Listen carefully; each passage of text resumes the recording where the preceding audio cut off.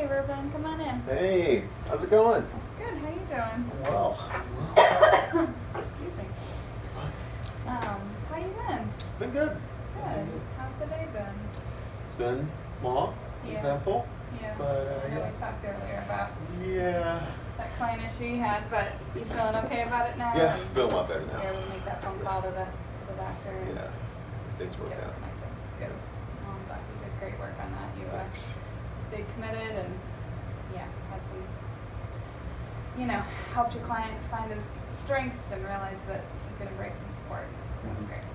Awesome. Well, today we are meeting because we've been talking about your professional growth. We've been talking about just your desire to grow in your clinical services and your ability to deliver those services, which speaks directly to the treatment plan for clients, and then specifically just those things that meet accreditation standards and clinical standards. And so one of the big things for that is a safety plan, a suicidality safety plan, which I know is a tough topic to talk about, but it's an important one. If a client ever expresses that they're suicidal, or you start to suspect that based on things that they're saying, you wanna know what to do next. So that's what we're gonna work on today, is practicing that and learning that skill. It's something that'll help you a lot with just your ability to offer those clinical services and to offer support during a tough time for clients potentially. How's that feel? Does that feel like something you want to work on? Or? Yeah, feels great. Okay. Is it something you've ever done before? Yeah, at my old job. Okay. We did it. Okay. How'd that go? Not as good. You can be honest. Yeah, Yeah. I mean, honestly, the clients just kind of felt like they were being brought through a routine. It's very inauthentic. Gotcha. Yeah. Do you know what maybe made them feel that way, or were you able to kind of think about that at all? Oh yeah, I'm gonna guess it's because a lot of the people that perform those things aren't people that develop relationships with them. Okay. Yeah. Well, that even just speaks to the importance of you being able to do this, because you have been building those great relationships with clients, and so I think you don't want me to walk into someone who doesn't know them as well and that they don't have that rapport with and do this with them. You want in that moment for you to be confident that you know how to do it, because that does make a big difference. Well, good. Do you feel good about trying it again with practicing it, and then also trying it with our clients if you ever needed to, even though you've had kind of that not so great experience with it? Yeah. You feel like it is something that's valuable and could be done well? Absolutely. Okay. Absolutely. Great. Well, yeah, so I think that this will help you a lot with just kind of assessing your client's ability to understand their own needs and what they can do for themselves, and kind of their own ability to come up with a plan to help them, because you're going to want them to kind of guide this conversation. So I think it'll also help with building rapport too. So here's what we're going to do. I'm going to go through and show you the safety plan that I have. This is the one that we have to use with our accreditation, that our agency has decided is a good one. I'll talk you through each of the points and the most important things that I would emphasize. You can ask any questions, stop me along the way, if anything looks confusing or anything like that. And then when we're done with that, we're going to do a role play, and I'll have you be yourself, and I'll pretend to be a client, and we'll go through it, and we'll stop as we go, and we'll talk about that more in a minute. But I'll let you kind of practice going through it, just to see how it feels. Sometimes, especially because these are really difficult questions, sometimes just the act of actually having said them to someone, even if it's in a role play, can be really powerful. Yeah. So does that sound good? Sounds good. Okay, so let's take a look at this assessment. So you'll see, the first thing I want to say before we even look through what's on here is that you're doing this when you've noticed that a client is suicidal. So they've either expressed suicidal intent, they've told you their plan, and of course those moments involve a lot of being really careful, and if they aren't able to engage in the safety plan process with you, then you're going to want to refer it to, you're going to want to make sure they're safe and potentially call 911 or refer to emergency services, and we'll talk more about those policies before you ever, are doing a safety plan, and that'll be part of our group supervision next week actually, is what to do if this process isn't working. And I want to address that suicide is a big deal. Feeling suicidal is a big deal, and I know it's a heavy topic, so just know that, going in, if you feel triggered at all or you need a breather at all during this time even, that's okay, and I understand. I do want to say too that we've kind of done a shift in the social work field lately away from asking questions, which you would have done maybe like a suicide. So that's another way you might realize you need one of these as a client who you might be doing the suicidality checklist and realize that they have some of those warning signs, and so which is part of our intake that we've already gone through. So if they are saying that, you want to be asking questions more in terms of what do you have to live for, instead of do you want to die. So that more kind of positively worded, which is actually the last question on here, which is a good way to make sure that you're ending this conversation with your client in that way. That's been a big shift. It kind of changes the nature of the conversation. So just keep that in mind. Yeah, and I just want to make sure that before you even start going through this with somebody that you're expressing that you're doing it because you're concerned about them and that you care about them. Help them feel like anything you can say to just imply, I know this is kind of, if they've expressed that maybe they're feeling like it's going to be long and boring, that you just are encouraging them that it might be worth it. It's something they can refer back to. Sometimes it's good to write things down. If they're saying, I don't need this, I know what to do, again, you can remind them it's helpful to have something written down. Try to stay away from telling them that it's like mandated and you have to do it. But if you have to tell them that, at some point there is a level of, even if they're kind of disengaged, we do have to do this. We do want to make sure that they know what to do if they're feeling suicidal. So yeah, that's important. So, excuse me, let's go through these steps. So after you've kind of done that introduction with them or told them why you're doing it, whether it was based on a suicidality assessment or based on them just saying something to you, express that concern, and then you'll go into actually filling this out. And you're going to want to tell them, like, this is a plan, you're going to keep it here with you, and the point is so that you can refer back to this if you're feeling suicidal, and you can think about different things that you can do. So the first thing you want to think through is, it says warning signs. Really just think about any triggers. The client might know that word trigger if they've been in any type of clinical setting.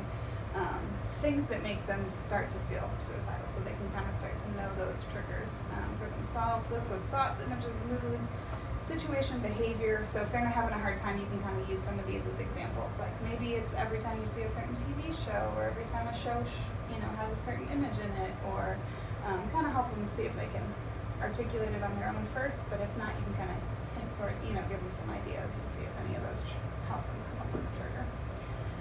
Any questions about that? No. Okay. So then you're going to do internal coping strategies. So and it literally says, things I can do to take my mind off my problems without contacting another person. So this would be anything that they can do in their own house in that moment, things like taking deep breaths, squeezing a stress ball, doing yoga, going for a run, anything they can do by themselves that they don't need anybody else for. And again, just like I just did with you, you can give them some suggestions. You might know the client, you might know that their favorite thing to do is to watch a comedy show. You might know that their favorite thing to do is, they like to take deep breaths and listen to music, so you can kind of suggest if you know things too. And then the next one is people in social settings that provide distractions, and talk about how sometimes just finding something to do, someone to talk to, getting a distraction helps kind of take your mind off of it. So you want to help them come up with 2 different people that they can call and their phone numbers, if they have them, that they can, and you'd want it to try to be somebody that they'd be able to get a hold of, that they could maybe call and just talk about. They don't even necessarily need to talk about it, but just this would be where they can just call them for a distraction, and a place they could go. That might be the park to go, watch some, people, or pets, or, maybe they go to the dog park and watch pets, maybe they go to the store and, when they start thinking about food, it takes their mind off of it. For some people this might, this will look really different for different people, depending on, and you might know these things about the client. Do you have any questions or thoughts so far? Do you think that's feeling confusing? And then this is just people they can ask for help. So these might be the same people, but this would be someone you could call and specifically say, this would be someone you trust that you can say, look, I'm having a really hard day, or even say, I'm feeling suicidal, can you help me? So these would be friends or family members that are really trusting. And if they can't think of 3, that's okay. And you can always suggest that you can be one of them. And then This is professionals or agencies they can contact during a crisis. So this one's helpful for if they know they have a clinician they can call. That's really important, especially if they do have an emergency or a 24-hour number somewhere. But if they do go somewhere like Phoenix, where our clients often use medical care that closes during the evening and weekends, then you also want to be really sure that they have a local urgent care or emergency service, somewhere that they know they can call or go to at all hours of the day, even if you're just telling them where the closest ER is. And this is, you can get your phone out, you can look up locations and addresses, and you literally want them to have the address and the phone number so that they know exactly where to go in those moments. Questions about that? Does that make sense? And then making the environment safe. So this would be anything, especially if they've told you kind of a specific plan. If they have weapons in their home, it might be that who they're going to give it to, not just that I get it out, because obviously nobody wants to take their gun and put it out in the hallway. That doesn't make any sense. Yeah. So what are you going to do with it? Who are you going to give it to? What is the kind of the plan? If there's any type of plan they've made or anything they've thought about, then you just want to talk to them about what can they do to make sure that isn't something in their vicinity anymore. And then, like I said, it ends with that. The one thing that's most important to me and worth living for is, and I think that's an important one to have in this big open space. They can say as many things as they want, but trying to help them come up with at least that one thing that's just really important. So that's the main thing they're seeing when they see this. You know, they're thinking, I'm suicidal, what should I do? And they think, oh yeah, well I do have that reason to live, which is important. And that's good. So yeah, so then you would leave this with the client. You can always scan it in if you want a copy of it. If they say that's alright, on your phone while you're with them, or if you're doing it somewhere that's not, in the office, where you can make a copy. But yeah, so that's the template. I did forget to say right here too, they also have the suicide prevention hotline where so you can put that there. There's also a number you can add to it, the text number that people can text and get support if talking is hard for them. If they don't have a cell phone, if it's a client like that, you might want to talk to them about where the closest phone is. If they know a neighbor with a phone, if they know that their landlord keeps a phone that they can use, if there's a payphone nearby, you want to talk to them, because obviously it doesn't help you to have a bunch of phone numbers if they don't have a phone to use. Just talking about which phone they would use in this moment with them, if that's their situation. Do you have any questions before we try out a role play? I don't think so. Okay, great. Well, let's try it out. Let me give you this and a pen. And what we're going to do is you'll pretend that you're with me. We'll pretend like we already have context. You did a suicidality assessment with me. You noticed that I had a few things that I said. We were doing a home visit. You did the assessment. Because you were a little concerned about some depressive mood, and then you realized that I had some things that suggested I might be suicidal, or have at least thought about it in the past. But it's not like blaring, and I haven't told you a plan or anything yet. So you're just saying, I've noticed these things, and that's kind of the context we'll start in. We'll pretend we're at a home visit, and so you'll just do what we talked about with explaining, why we're going to do this, and then jumping in. And I might have you skip through, a little quicker. We won't practice writing down actual phone numbers because that part will take a little while. But yeah, we'll just jump in, and I might stop you along the way. If I stop you, it's not necessarily because you did anything wrong. It's either I thought of something that might be helpful for you to think through, or just wanting to give you feedback, positive or anything constructive. But that's how you learn. Is that okay with you? Does that feel? Yeah. If I stop you, it'll be alright. Help you That's learn. fine. And I'll give you some feedback, and we'll just kind of go from there and see how you're feeling about it. This will help you feel really confident with writing the stricter plans and knowing how to address clients with significant needs. So, all right, let's get started. Go ahead. Well, hello. Hi. Thanks for meeting with me. Yeah. So, just backtracking to your home visit. I know there were some things we talked about, and there were just some things that I observed. A few of the things I observed, and a few of the things I heard you say, they're concerning to me. Mostly for your safety and your welfare. And so, what I would love to do is work through basically a safety plan, guardrails, for you that can just help you in difficult moments, maybe depressive moments, and things we talked about. I get depressed a lot. Yeah. All the time. Yeah. So this is just an opportunity to know what to do in those moments when maybe there's more feelings than reason, which tends to happen when we get depressed or when we just Yeah, that feel does happen a lot. yeah. But I don't really feel like doing anything when I feel like that. So I don't really know if I need a plan. Yeah, well, plans are a great opportunity for us to take a step back from even the things we're feeling in that moment. And with a plan like this, the step back isn't necessarily far. It's as much as just looking at a piece of paper and, oh wow, I'm noticing some warning signs here. What are some things that I can do to help myself? Take my mind off some of my problems, on some of my issues. Okay. Okay. So my hope for you is you don't see this as a begrudging sort of thing, but that you really see it as something that can help you in difficult moments. So, but I think that'll kind of be more. You'll gain an understanding of why I'm saying that as we go through this.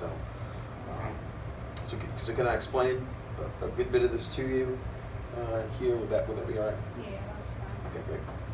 So I want to show you this. Let's up a little bit. So basically, we have 6 steps here, and then we have an overarching question that kind of acts as a fail-safe for our brains, for our hearts. Step 1 is, and these are just going to be questions. I'm going to ask you. I'm going to get input from you. Your warning signs. Maybe they're thoughts that you have. I'm going to stop you real fast. So one thing I would advise you, so I know with you, I just went through the whole thing. That might be overwhelming to a client to go through each thing before you go through each thing. So it might be helpful to just say, we're going to talk about some triggers, we're going to talk about some things you can do, some people that can help you, and just kind of summarize it really quickly. That's a good point. And then when because it's not... Because you already don't really want to be a part of this, so... Right. Particularly because the client was found that way. So you're good. Why don't you practice doing a real brief summary of the page and then just jump into stuff one with me. Yeah. So basically, we're just going to go through, and I'll be pretty quick with this. We're going to go through some triggers. We're going to go through some strategies, people that you know and love that can help take your mind off some issues that you may have, and some agencies, phone numbers, hotlines that you can call. Any attempts you've made to make your environment safer, more peaceful, and then we'll just ask the big question of what is most important to you, and makes life worth living for.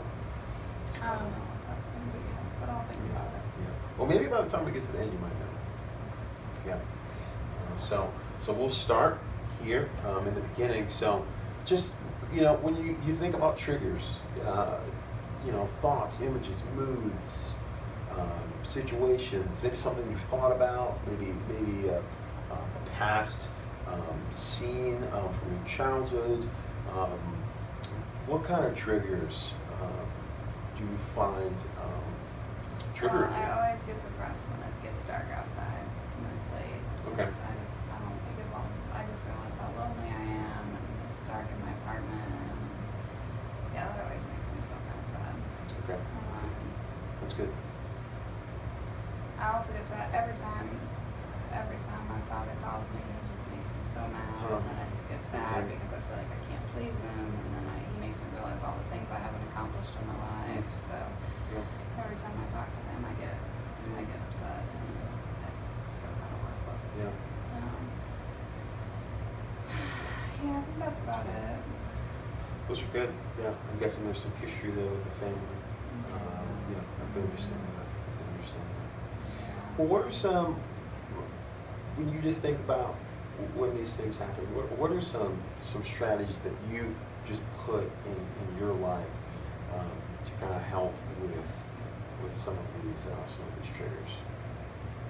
I mean, I usually just go to sleep. Okay. That could be a form of relaxation technique. Yeah, I guess I should be better about like going to sleep. You know, not just like falling asleep on the couch, but try to actually just make, you know, go to sleep and put on some nice music or something to make me feel a little better when I'm falling asleep. Yeah, that would be great. That's a great suggestion. Just stop you real fast. For the sake of the video, we're going to pretend that we continue to go through all of this. I gave feedback as we went, but now I'm going to give some final feedback. We're just going to run out of time. So. All right. Okay. Hold on to that. So, we're pretending you just went through all of this. Yep. Okay. So you did a really great job. We stopped a few times and talked about some best practices. You did a really good job accepting that feedback, in addition to a really great job just doing this with the client. Even when I got kind of frustrated and withdrawn from the process, you kept encouraging me and got me through it. So you did a great job with that. Your eye contact with me was strong. A few times you kind of repeated back what you heard me saying. You can even say the words, I heard you say this, or what I'm understanding is this. But you did do that without that preface quite a few times. You really made it like a joint process. You didn't make me feel like I had to come up with it all on my own. If I was struggling to come up with something, you gave suggestions. You made it very mutual. You helped kind of just point to hope repeatedly, and you pointed to my own well-being a lot, which was really strong. Yeah. So I think that this is just an important part of your own professional development. I think being really comfortable with somebody who's really struggling will help you a lot, whether you're making a safety plan or even just having a difficult conversation with a client when they're really struggling. I think having done this process with me will really help that. And if you ever do need to do it with a client, this should help with your confidence with that. Do you feel more confident about it? I do. Yeah, that helped out a lot more than I thought it would. Thank you. Good. And do you feel like this went a little bit better if this had been a real situation than your past experiences with it? Yes. Okay. Well, good. I'm glad to hear that. Yeah, and I mean, it also meets our accreditation standards as an agency, and so it also helps you work your way toward being a clinician and being able to, meet those standards, which is important because that means we're giving best practice to our clients. So, really great job. Yeah, looking forward to meeting with you again next week. Okay. Good afternoon. Okay, so we're good? We're good. Awesome. Thank you so much. Of course. It was great to see you today. Have a good afternoon. All right, take care.